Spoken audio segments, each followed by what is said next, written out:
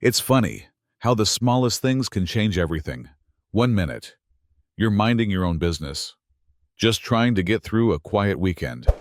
And the next, you're caught up in a battle you never saw coming. That's how it started for me. A Saturday night, 11:23 p.m. The kind of night where you've got nothing but peace and maybe a little jazz to help you wind down.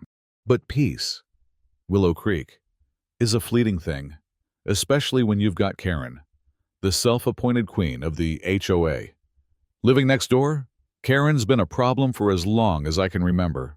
Little things at first, parking complaints, grass length measurements, even nonsense about my bird feeder being unsightly.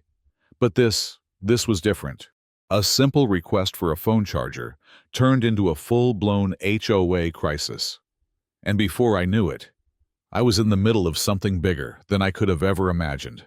Little did I know, this would be the night everything changed. In the sleepy town of Willow Creek, Oregon, the air on Saturday nights usually smelled like pine needles and comfort for Noah Calder. It was the first time in months he felt settled, a graphic designer who'd burned out in the tech trenches of Seattle. Noah had traded his high-rise apartment and corporate meetings for an old, two-bedroom house with a porch swing, a rose bush he didn't ask for, and neighbors who mostly kept to themselves. Mostly, except Margaret Ellison. She was the self-appointed president of the HOA, a title no one remembered voting for, but everyone had learned to live with. She wore power like perfume, loud, lingering, and impossible to ignore. Her house sat across from Noah's, a perfect specimen of manicured tyranny, white gravel borders, color-coded flower beds, and a doorbell that played Beethoven's Fifth. Noah had barely unpacked when the first violation notice appeared. Wind chimes not aligned with community tonal harmony.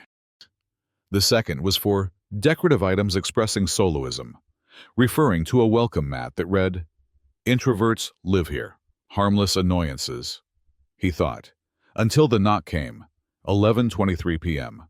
Noah, clad in a robe and socks with rubber ducks, toothbrush foam in his mouth, cracked the door open, and there she stood, Margaret Ellison, sequined jumpsuit, clipboard in one hand, dying iPhone in the other. "Do you have a charger?" she asked, her voice half demand, half performance. "My guests are out of battery and we're trying to keep the party lit." Noah blinked. "It's almost midnight, and the HOA encourages neighborly cooperation," she chirped, as if reciting scripture. Page 3, paragraph 7, electrical courtesy. "That's not a real thing," he said, still blinking. "It is now," she snapped, waving her phone. "We held an emergency vote, unanimous." "You and who?" Noah asked. She hesitated, then muttered, "My cat attended in spirit." He smiled politely. "I'm sorry, I don't loan electronics to strangers, especially not while I'm in pajamas." Her nostrils flared. "This isn't over," she hissed, and just like that, she stormed off, sequins flashing like a disco ball. Into the night. Noah figured that was the end of it, but he was wrong. The next morning, a neon green paper was taped to his front door, notice of non-compliance, failure to provide mutual charging support, cited under Block Spirit Code 14-6. And beneath it, a smiley face drawn in red ink. There was no Block Spirit Code 14-6, and yet it had begun. By Tuesday morning, Noah's home had become ground zero for Margaret Ellison's campaign of petty justice. It started with a camera, a real one, mounted just under her second-story eave, angled directly at Noah's front porch. A laminated sign beneath it read, "Community Power Surveillance Unit, CPSU active." At first, Noah laughed. Then he noticed the second camera aimed at his outdoor outlet, and the third, yes, the third, perched on a tripod by Margaret's hydrangeas, camouflaged under a tarp, labeled Emergency Grid Monitor.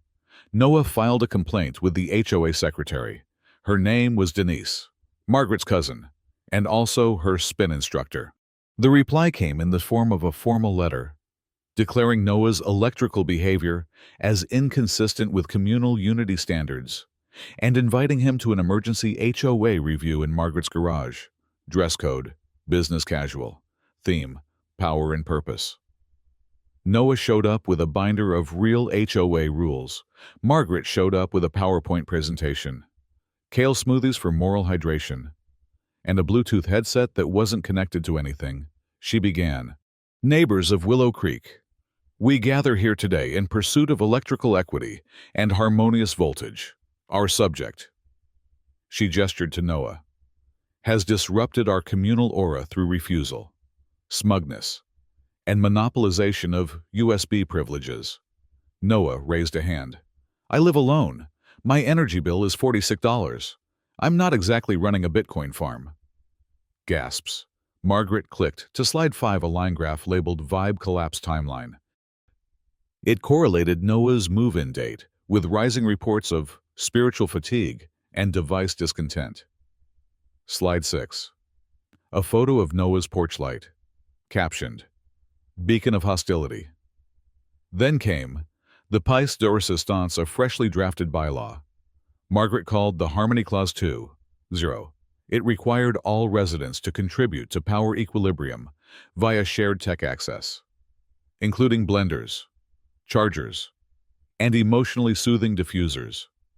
And who voted on this? Noah asked. Margaret stood tall. Myself, Denise, and Sir Floofington. Your Pomeranian. He abstained, but his aura nodded. Noah sighed. Then he stood and inserted a USB stick into the projector. A title slide appeared. Karen Energy, a timeline of theatrical tyranny. Dom, slide 1. A screenshot from Margaret's party invite. Reading BYOC, bring your own charger. Slide 2. Ring footage of Margaret instructing a teen to test Noah's outdoor outlet for surveillance purposes. Shots. Slide 3. A pie chart titled Percentage of Time Margaret spends enforcing versus participating in the community. Spoiler, 97% enforcement. The room burst into chuckles. Denise choked on her smoothie. Margaret lunged for the laptop cable, knocking over her tray of drinks. The kale goop spilled across her monogrammed folders. She shrieked. This is a coup, Denise. Eyes wide and green-slushed. Stood up. You forged my vote last week. I didn't sign off on the spiritual extension cord tax. And Sir Floofington only barked because you sat on his tail. She left the garage. The others followed. Margaret stood alone in the green puddle. You haven't heard the last of this, she growled. But something had changed. The neighbors were no longer scared. Noah wasn't the only target, just the first to stand up. And somewhere between a fake tribunal and a collapsed smoothie tray, Margaret Ellison's reign began to crack. The winds of change swept through Willow Creek faster than Noah had anticipated. Margaret's attempts at ruling with fear were crumbling. But the most shocking part. It wasn't just Noah standing up anymore. The first sign came when a post appeared on Nextdoor, the neighborhood app. It wasn't from Noah. It wasn't even from someone like him. It was from Shirley, the elderly lady who always kept to herself, whose yard was more garden than grass. Is it just me? Or has anyone else had enough of Margaret Ellison's energy audits? I'm not running a commune. Folks, I just want to keep my bulbs shining. If she wants to control the grid, let her build her own damn solar farm. A week ago, Shirley would have been the first to comply, to just sit quietly as Margaret dictated what a good neighbor should be. But now Shirley was ready to fight back. The post was shared over 30 times. Then a second one popped up. From Ray, a retiree with a penchant for crossword puzzles and a love for his carport, which Margaret had once deemed a hazard to the flow of the block. Margaret tried to fine me for excessive carport clutter. Last time I checked, I wasn't breaking any feng shui laws.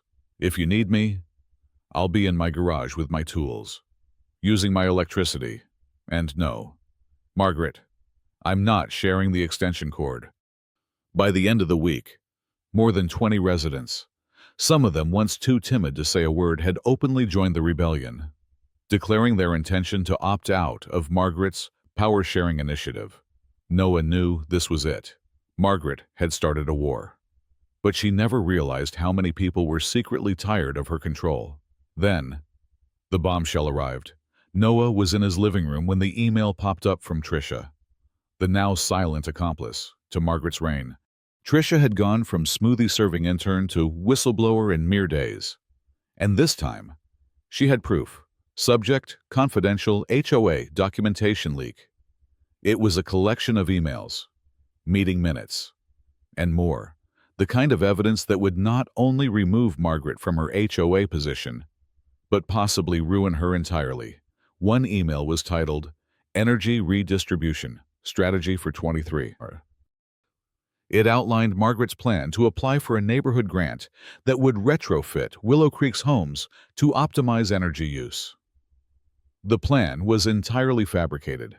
Margaret had intended to use the grant money to install overpriced equipment that would only work at her house. Of course, funded by the HOA dues. She had planned to siphon those funds right under everyone's noses. Using the facade of community wellness as her smokescreen, Noah didn't hesitate. He called a community meeting, one that had been in the works for days. The venue was no longer Margaret's backyard. It was at the town hall, a neutral ground. As the meeting began, the entire neighborhood buzzed with anticipation. In attendance were residents from every corner of Willow Creek, newcomers, the skeptical, the longtime residents who were afraid of rocking the boat. But today, they were all united. Today, they were ready for a showdown. Noah walked to the front, Trisha beside him, her face flushed with nervous excitement. He had a speech prepared, but it wasn't the speech he thought he'd be giving. This wasn't about defending himself anymore. It was about exposing the truth. "I've had enough of living under fear," Noah began, his voice steady but firm. Fear of being judged for simple things. Fear of getting fined for having a bird feeder or refusing to share my charger. This has gone far enough. This is our neighborhood. Not Margaret's, not her power grab, not her cameras or her smoothies. The crowd was silent, hanging on every word. He clicked to the first slide. It wasn't the photos of Margaret's botched bylaws this time. No, this was something worse. This was the evidence. "Here's what she's been hiding from you all," Noah said. He clicked the button again, and the email appeared on the screen. The crowd gasped. Margaret's face grew pale as she stormed in, just in time to hear the email being read aloud. Her name hanging in the air like a dark omen. She'd been unmasked. The very thing she had spent years building was now crumbling before her. "You can't do this," Margaret shrieked. But no one listened. Her words fell on deaf ears. Trisha, the quiet accomplice, stepped forward, her voice trembling but resolute. "I've had enough. I let this go on too long. You've manipulated us all. I knew it was wrong, but I was too afraid to speak out. You made me feel small, but no more." Margaret took a step back, almost as if she were shrinking in the face of the truth. The community wasn't scared of her anymore. They saw her for who she really was. "I'm done with the lies. Karen, you've taken things too far," Noah said, standing tall. "This is over.